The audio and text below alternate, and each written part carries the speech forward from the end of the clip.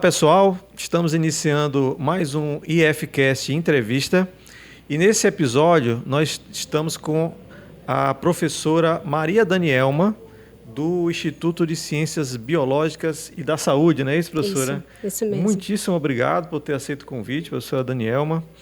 E aqui a ideia do nosso projeto aqui é conversar um pouco com alguns pesquisadores da Universidade Federal de Alagoas, saber um pouco do trabalho de pesquisa, o trabalho de ensino e também, né, os trabalhos paralelos, digamos assim, né, que os professores fazem. Então, a gente pode começar falando um pouco da sua trajetória inicial, assim, como é que você é professora de biologia, né? Como é que você começou? Como é que foi o que lhe levou a querer estudar biologia? Eita, a história é um pouco longa, mas queria agradecer o convite. Beleza. É sempre muito bom a gente conversar, trocar as ideias, trocar as experiências, até para os estudantes verem que a gente passa por várias coisas que eles também passaram. Às vezes a gente fala o que nos levou, né, a estudar um determinado tema. Aí alguém até se espelha nisso, né? Isso, justamente. Isso que é interessante mesmo, essa ideia. Na verdade, era muito curiosa. Sempre fui. E gostei muito de ler. Gostava muito de ler. E a biologia, na época do ensino médio, foi a disciplina que eu mais gostei, né? Principalmente da parte de micro-organismos, vírus, parte celular. Aquelas crianças que gostavam de ver. Quando eu era criança, eu tinha uma vontade de ter um microscópio. Eu achava que ia ser... Hoje em dia é até fácil conseguir, né, na internet, né? Uns assim, mais simples, mas naquela época era bem mais difícil, né? Aí, quando tinha tanajura, aí eu ia lá, ficava olhando, ficava procurando essas coisas assim. Então, eu gostava muito. Mas eu queria seguir a área de saúde, porque eu gostava dessa parte de doença, gostava disso, assim. E na época que eu fiz o vestibular, não era o Enem, né, era o PSS na época, que era o processo seletivo, e a gente fazia por ano. Então, cada ano, primeiro ano fazia uma prova, depois outra, depois outra. Para quem não lembra, né? Para quem não lembra, que foi muito tempo atrás, né? Então, e aí eu no terceiro ano eu tinha que escolher, né? Você já tinha que escolher qual curso. Isso. E pela minha média, a biologia dava. E eu conversei com a minha professora, ela, não, você pode fazer licenciatura também, você pode dar aula. Eu gostava muito também dessa parte de dar aula. Então, eu disse, não, então vou fazer biologia, mas eu jurava que não ia passar. Porque eu não tinha estudado, eu tinha estudado para a escola, mas eu não tinha feito cursinho. Sim. A minha família não tinha condições de pagar cursinho, né? Eu trabalhava ajudando os meus pais na lanchonete, que eles têm até hoje. Então, assim, a minha esperança era assim, eu vou fazer, porque tem que fazer, mas eu achava que eu não ia passar. Então, a minha ideia era fazer, eu disse, não vou passar, e vou passar um ano estudando. E aí eu estava pensando em fazer ou enfermagem ou nutrição, né? E fazer de novo, porque eu queria mais essa área. Só que aí eu passei. E foi assim uma coisa sem acreditar. Foi uma coisa muito emocionante, porque na minha família eu fui a primeira a fazer graduação. E era o que você queria, né? Isso. E eu tinha assim, eu queria me formar para ter um emprego e conseguir ajudar os meus pais. Então, esse era o meu foco, né? Você já pensava em ser pesquisadora ou trabalhar com ensino? Não. Eu não sabia para onde queria ir? Eu queria... Aí eu vi que eu poderia fazer licenciatura, então... Não, vou fazer para ser professora de biologia. Então, eu queria ser professora de ciências e biologia. Né? Eu entrei com esse intuito. E de estudar, porque eu sempre gostei muito de estudar. Eu gostava muito de saber das coisas, de conhecer as coisas. E, na universidade, eu aprendi o que era ciência. Eu aprendi o que era ser pesquisador na universidade. Você fez graduação aqui na UFAL mesmo, Eu fiz aqui na UFAL, né? E eu aprendi junto com meus professores. Logo na primeira semana, assim, a gente teve uma semana do FERA muito inclusiva, muito acolhedora na época. E a gente teve palestra com os professores e eles mostraram para a gente. Aí eu disse... Tá, então eu acho que eu gosto disso, assim, eu não vou fazer outro, porque tem gente que entra e tenta outros vestibulares, né? É normal. E eu não quis, assim, eu me encantei de forma maravilhosa pela biologia. Que bom. Foi. E aí você fez licenciatura e depois bacharelado, não foi isso? Isso. Na época, o curso de biologia, ele tinha uma entrada única, e aí a gente seguia um tronco comum, E no terceiro ano você Eu decidia. peguei essa época também. Que eu acho que aqui também tinha, né? Assim. Eu acho que tinha mesmo. Isso. Aí eu me formei primeiro em licenciatura e depois eu pedi o reingresso e fiz as disciplinas de bacharelado. Aí você depois trilhou para pós-graduação. Isso. Não, foi tudo direto. Direto, assim. né? Aí fiz o mestrado, fiz o doutorado. Foi em que área, Daniela? Eu fiz o mestrado em Ciências da Saúde, que é o que tem, né? Aqui do ICBS. Aqui no CBS. Isso. A minha professora, a professora Salete Manioto, né? Que eu fiz a iniciação científica com ela e ela me orientou no mestrado. E foi assim, eu terminei a graduação, já fui para o mestrado. E você trabalhou com o que no mestrado? Então, no mestrado eu trabalhei com hormônio do crescimento e legal. com macrófagos, né, que são as células fagocíticas ali, que faz a Peraí, fagocitose. Daniela, Aí já complicou. Como é que é o nome da célula? Macrófago. Macrófagos. Isso. Bom, o que são macrófagos? São células do sistema imunológico. Sim. Que elas estão presentes no nosso tecido. E elas meio que fazem a vigilância, sabe? Tá. Eu digo para os meninos que eles são tipo aqueles motoqueiros que saem na rua e vai apitando, assim. Sim. E aí, quando tem algum tipo de invasão, seja por vírus, bactérias, fungos, protozoários, enfim, eles são as primeiras células que vão dar essa sinalização que tem alguma invasão. Né? Vão ativar o sistema imune, vão fagocitar, né? Vão ajudar outras células a eliminar esses agentes. Né? E são chamados de macrófagos, porque eles são células grandes fagocíticas. Então, fago, né? E isso grande. Aí eu acho que eu sei o que é. O fagocítico, eu sei o que é. Então, é isso. E o hormônio do crescimento, que eu acho que muita gente conhece, é o hormônio relacionado ao crescimento dos ossos, ao ganho de massa muscular. É um hormônio produzido na pituitária, né, no sistema nervoso central, mas que desde a década de 60, por aí, ele é relacionado à ativação do sistema imunológico. Então, foi visto que em animais que não tinham a produção desse hormônio, que o sistema imunológico estava defeituoso. Os órgãos linfóides estavam defeituosos. Então, a minha professora, ela tinha essa linha de pesquisa com hormônio do crescimento e me chamou para trabalhar com macrófagos. Então, eu trabalhei ativando esses macrófagos com hormônio do crescimento e vendo várias funções. Se melhora, se piora, se tem uma relação com a fagocitose. E a gente viu isso. Se eu trato um animal com o hormônio do crescimento e analiso os macrófagos desse animal, há um aumento na fagocitose. Ah, legal. Então, você fez pesquisa com animais, então? Fiz também com animais. Fiz tanto na célula, né, in vitro, que a gente chama, que é quando você bota na plaquinha e vai estudar, quanto também eu usei os animais. Ah, legal, viu? Foi. E doutorado? Aí o doutorado foi outra aventura, né? Eu digo que tudo... Foi aqui na UFAL também, não? Não, foi no Rio de Janeiro. Ah, sim. Na Fiocruz, né? No Instituto Oswaldo Cruz. Eu fiz o doutorado com um parceiro, né, da minha professora, que foi orientador dela na época. E ela disse, você gostaria de fazer o doutorado na Fiocruz? Aí eu falei, eu quero. Aqui, na época, não tinha um doutorado na área de biologia celular, não tinha o doutorado ainda de ciências da saúde, que hoje já tem. O único doutorado que eu poderia fazer era o de materiais e o Renorbio.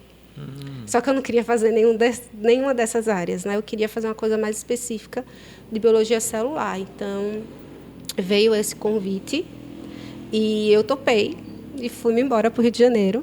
Não conhecia ninguém no Rio de Janeiro. Meu pai. Não tinha família lá, mas eu fui recebida com muito carinho, né, pelo laboratório. É o Laboratório de Pesquisa sobre o Timo. Meu orientador foi sobre o Laboratório de Pesquisa sobre o Timo. O Timo é um órgão linfóide que produz os linfócitos, né, do sangue. Tá. Diferencia os linfócitos. E aí o meu orientador foi o Wilson Savino. Depois foi diretor do IOC e tudo. Mas então tu fez doutorado na mesma área, né, do mestrado? Fiz. Eu fiz na mesma área, só que eu meio que fugi da parte hormonal, né? Sim. Eu fiquei ainda no sistema imunológico. Isso. Mas aí eu passei a trabalhar com o timo, né, que é esse órgão linfóide, no envelhecimento. Ah, tá. Que aí foi daí que que surgiu a minha linha de pesquisa com que eu trabalho agora. Ah, tá. Foi a partir do doutorado. E aí tua linha de pesquisa hoje seria o que, mais ou menos? É estudar o envelhecimento dos órgãos linfóides. Ah, tá. E das células linfóides. Ah, beleza. Isso.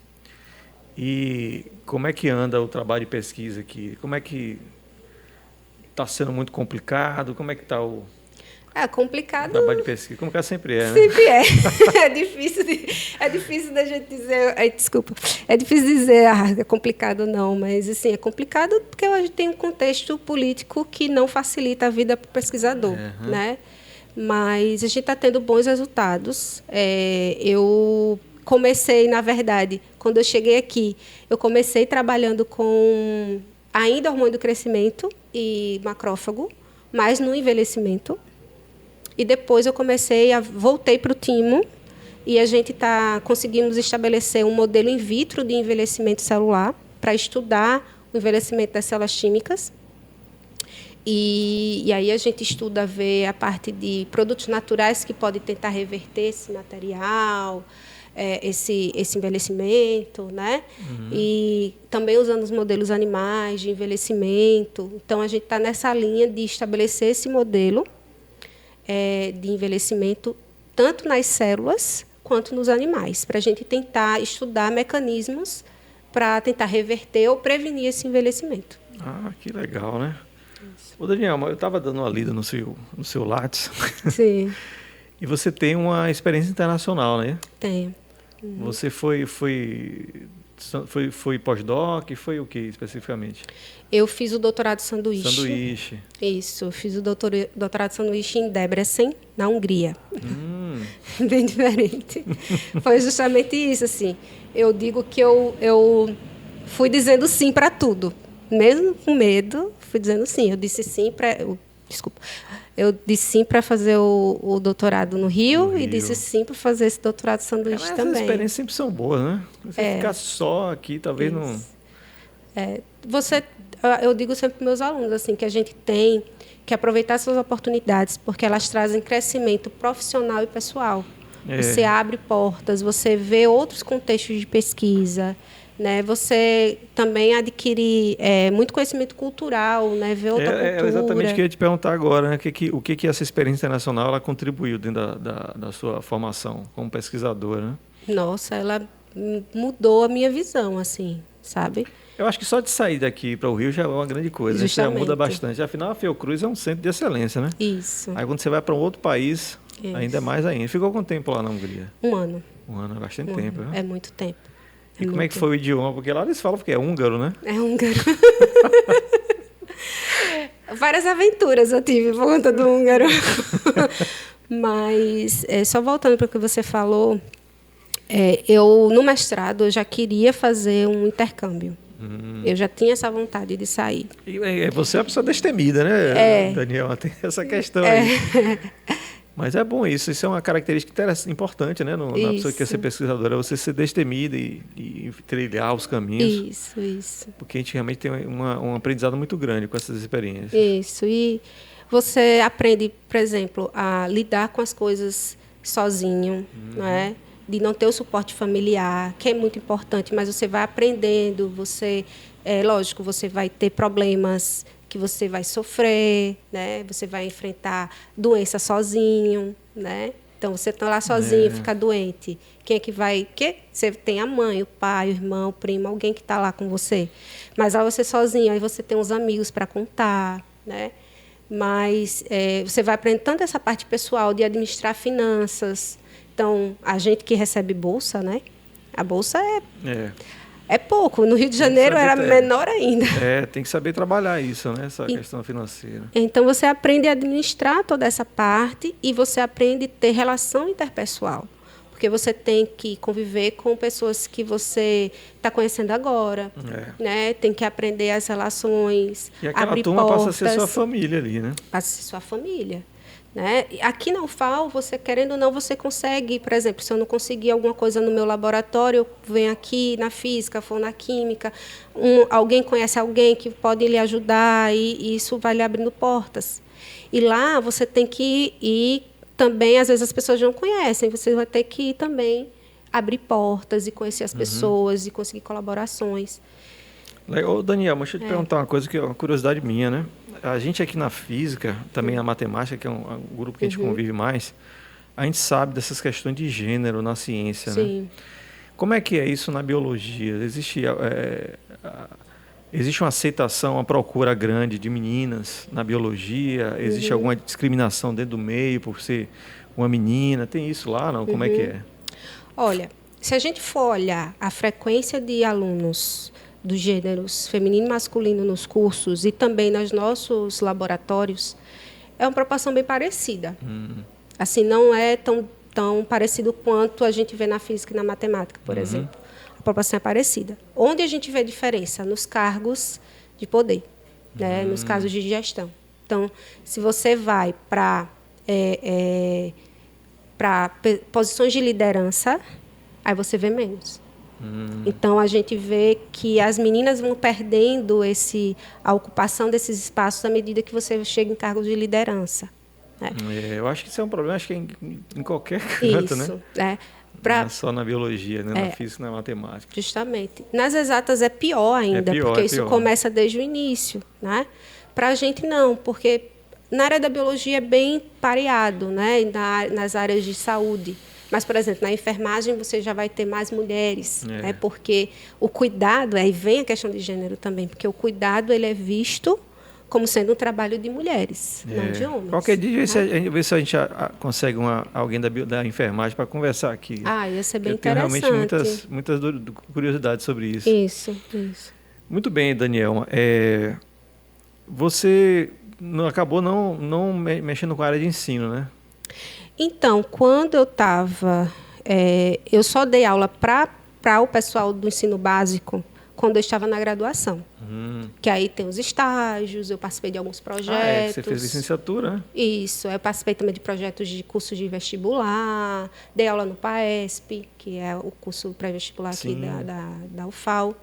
Mas eu não atuei realmente na parte de ensino básico. Eu só dei aula para o ensino superior. Sim, mas... Assim, toda a minha experiência de ensino no ensino superior, no ensino de biologia, sim. Quais são as dificuldades que vocês estão tendo lá com os alunos, assim, com a estrutura? Como é que está isso lá na biologia? Olha, eu acho que o que a gente está tendo mais dificuldade é a questão da evasão.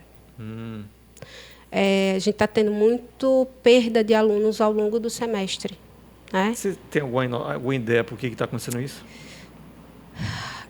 Eu não sei te falar. Assim, a gente tem algumas suposições, tanto por não ver um futuro, né? No questão da licenciatura, a gente tem uma desvalorização geral do professor. Infelizmente. Né? A gente tem o professor não é valorizado, né? Desde os anos iniciais até o ensino superior. Então, assim, e aí os alunos, eles acabam perdendo o estímulo para entrar nos cursos de licenciatura.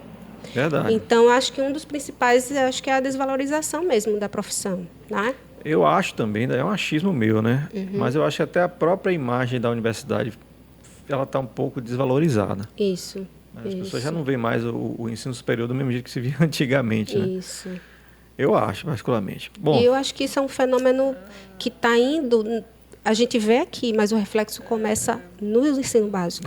Porque eu tenho um projeto de extensão onde a gente faz divulgação científica nas escolas. E a gente fez um curso de capacitação com os professores, para eles fazerem projetos de ciências e tudo. E uma das coisas que eles falam os estudantes não têm mais estímulo para estudar. Eles estão perdendo estímulo. Por quê? Para eles, você pode fazer um vídeo para o YouTube, ser um TikToker, e isso que vai dar visibilidade. Não tem um estímulo. Parece que, assim, que a universidade e o sistema educacional está perdendo espaço, né? Isso. E é um negócio preocupante, né? Mas a gente precisa, de algum jeito, dar... Por isso que a extensão é importante, né? Isso. Para poder evitar que a gente perca esse espaço de uma vez por todas. Isso mesmo. Bom, professora, vamos passar para uma segunda parte aqui da entrevista, porque a professora Danielma, além de ser uma pesquisadora, né, como vocês acabaram de ver, ela também é uma escritora. Olha só que coisa interessante. Deixa eu mostrar, posso mostrar Pode, aqui? com certeza, aqui professora. é um dos meus livros, né? que Olha está aí. em formato físico, Se Eu Pudesse Me Perdoar. Se Eu Pudesse Me Perdoar.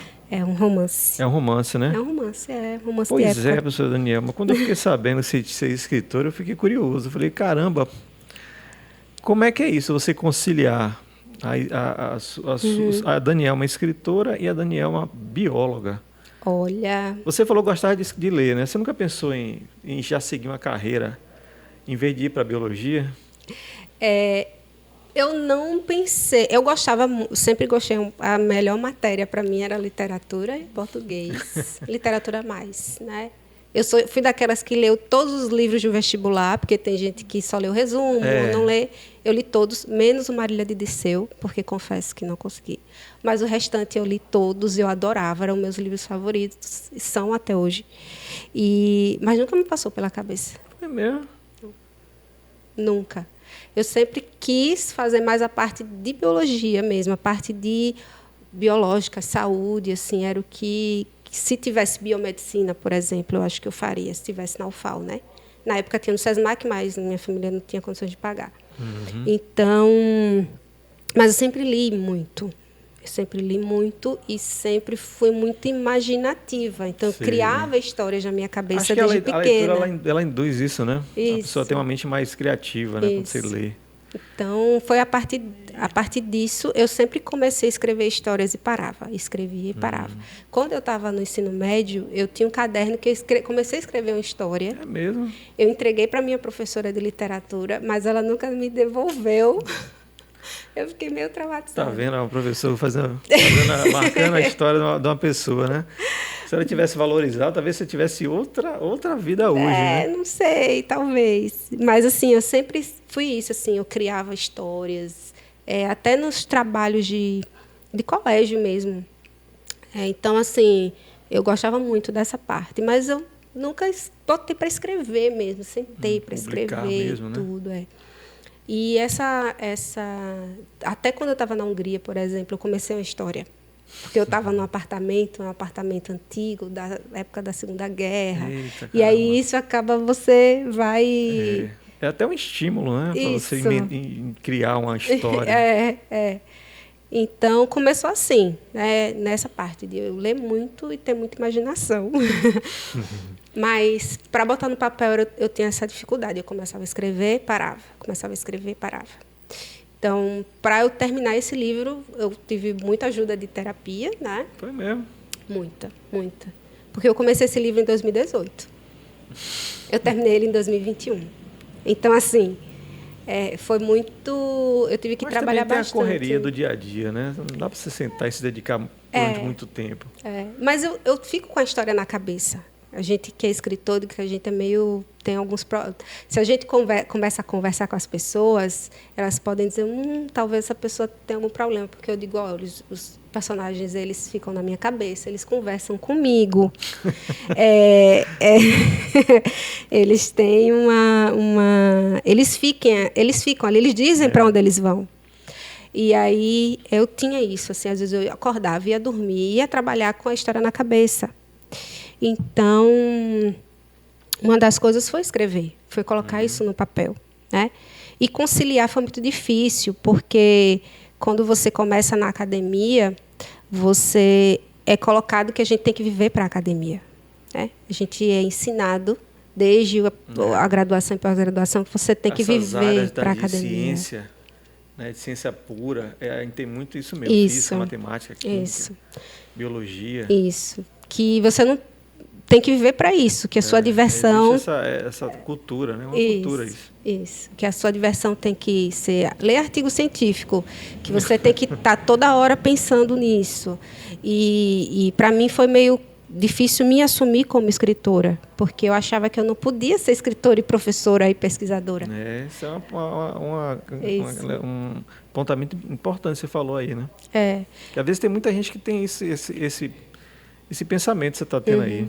E, na verdade, eu tinha vários exemplos de pesquisadores renomados que são artistas. O meu próprio orientador, que é escritor também. Então, e depois eu fui conhecendo outros. Quando eu fui conversando, fui conhecendo outros professores que são escritores também. Tem professores de CBS que também são escritores. Citar o exemplo do professor Tiago Andrade, que é professor e que é escritor também, sou de ficção. Então, assim, você vai descobrindo. E a gente não sabe que o colega porque ele também tem essa fica barreira. Velado, né? Fica com pouco de vergonha, às vezes, de falar, né? E muita gente vai perguntar, mas como é que você tem tempo? Eu disse, não tenho tempo. Você arranja o tempo. Arranja tempo, Eu acho que é aprender a administrar o tempo. Eu acho que é o mais importante. Ô Daniel, mas qual é o estilo literário que você escreve? São contos, romance? Romance, né? Romance, Eu gosto de tudo, menos autoajuda, confesso. Mas diz que você escreve. Que eu escrevo romance. Eu gosto muito de romance. Mas eu também tenho histórias de distopia, tenho histórias de ficção científica. Publicou alguma dessas, não? Tem um conto publicado, que acabei que eu nos trouxe aqui. Eu publiquei no livro da editora Persona. Sim.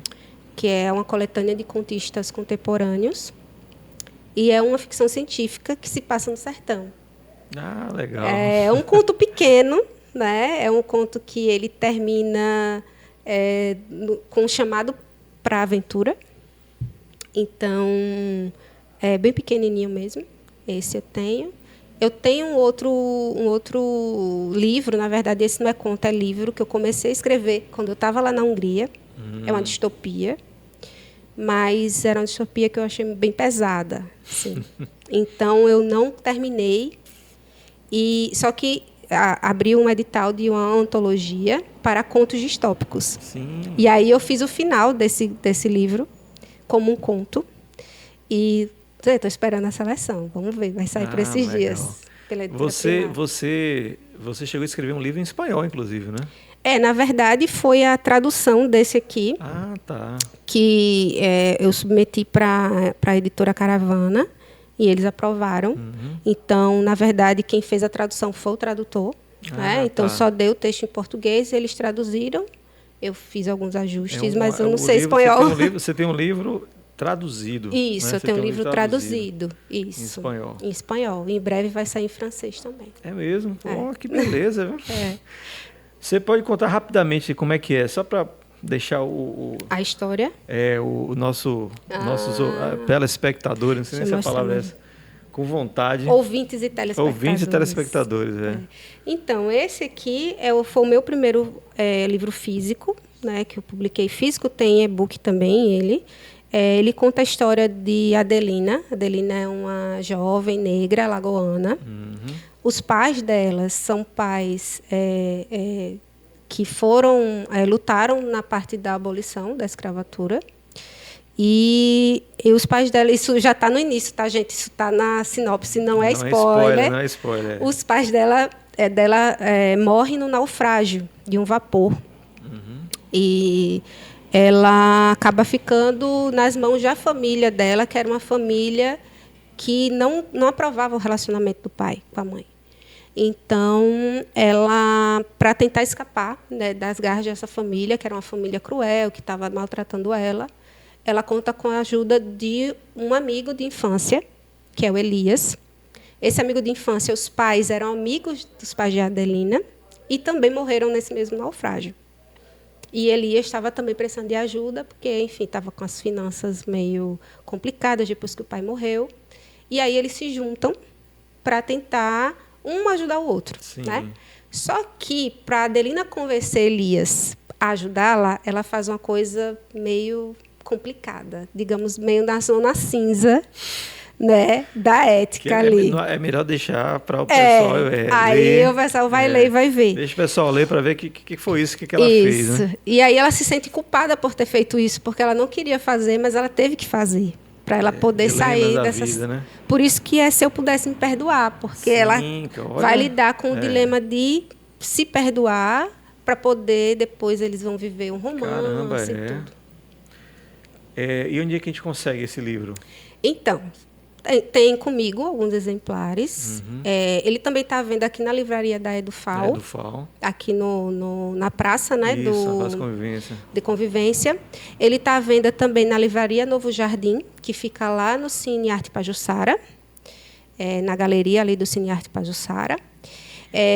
Está também disponível na biblioteca da UFAL. Então, você pode pegar emprestado, né? Tanto a versão em português quanto a versão em espanhol está na biblioteca. Então, pode acessar. Tem a versão em e-book, que está disponível na Amazon. Sim. Então, pode acessar também. E, como eu falei comigo, pode entrar em contato. Não tem desculpa, né, Daniel, para conseguir o livro. Pode entrar em contato. Só para terminar, a conversa está boa, demorar, se deixar, a gente ficar um tempo conversando aqui. Mas é porque senão, professora, a gente acaba estourando o nosso tempo. Isso, né? Principalmente o seu, né? Você se dispôs aí a vir aqui para dar essa entrevista para a gente. Fique tranquilo, quando começa a conversar, eu também. Então, mas para terminar, né? Você recebeu um prêmio, não foi? Sim. Conte um pouco sobre esse prêmio aí para a gente. Foi um prêmio literário, não foi? Foi um prêmio assim que eu não esperava, fiquei muito emocionada. Aliás, as coisas da sua vida parece que você nunca espera, né? Não, são coisas assim que eu assim, não vão, as coisas vão acontecendo. Vão acontecendo, E foi um prêmio que ele é dado todo ano pela Secretaria de Cultura do Estado de Alagoas. O nome do prêmio é Mulheres que Escrevem Alagoas. Ele premia escritoras alagoanas que falam sobre o Estado, conta a história do Estado. E ele tem uma cerimônia, né, lá na Biblioteca Estadual. Inclusive, o livro está lá na Biblioteca Estadual também. A Biblioteca Estadual Graciliano Ramos. E foi, para mim, uma emoção muito grande, assim, porque eu estava junto de pessoas, mulheres incríveis, né?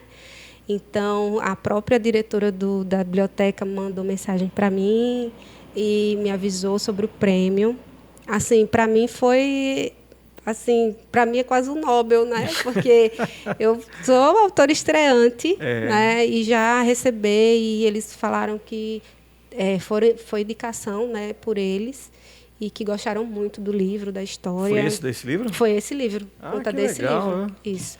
Eu lancei esse livro ano passado. Eu já tinha lançado ele em 2022. Na livraria Novo Jardim, e lancei novamente na Bienal. Assim, toda oportunidade que eu tenho, eu lanço o livro, que é isso, né? Toda oportunidade que você tem. Então, já fui para a Bienal de São Paulo também esse ano com ele. Fui para a Bienal do ano passado, lancei na Biblioteca Estadual. Então, eu acho que esse prêmio também serviu para dar essa visibilidade para a história de Alagoas, né?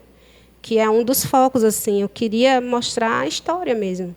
Tanto que esse livro ele é todo de ficção, mas alguns fatos, eles são verdadeiros. Os cenários, reais, né? Os cenários são verdadeiros. Então, quem lê vai reconhecer alguns cenários que eu coloquei no livro, né? Legal. E houve uma pesquisa histórica grande, né? Então, eu pesquisei, eu coloquei alguns dados, inclusive de professores aqui de história da UFAL, trabalhos de tese, dissertação desses professores. Então, eu queria resgatar essa história alagoana, né? Que legal, Daniel. Muito bem. Isso. Gostei bastante de conhecer um pouco dessa sua história, viu, Daniel? Obrigada. Mais uma vez agradeço, né, por você ter vindo. Foi um papo bem interessante, né? Se a gente tiver a oportunidade, a gente pode conversar um pouco mais sobre esse processo criativo aí, que eu fiquei bem interessado nisso aí. Mas é isso aí. Agradeço, certo? Pessoal de casa aí que está assistindo. Quiser mandar e-mail para você, contato... Pode entrar em contato pelo meu Instagram, né? O direct é @danielmareis, que é o mais fácil, né? E lá tem todos os contatos. Aí você pode mandar direct, Quiser comprar o livro também, né? Também pode entrar lá, pode falar comigo e é isso, a gente vai conversando. Tá bom, tá certo. Tá bom, Daniela, muito obrigado. Obrigada, Elton. Obrigada pelo convite. E, pessoal, até o próximo IFCast Entrevista. Valeu!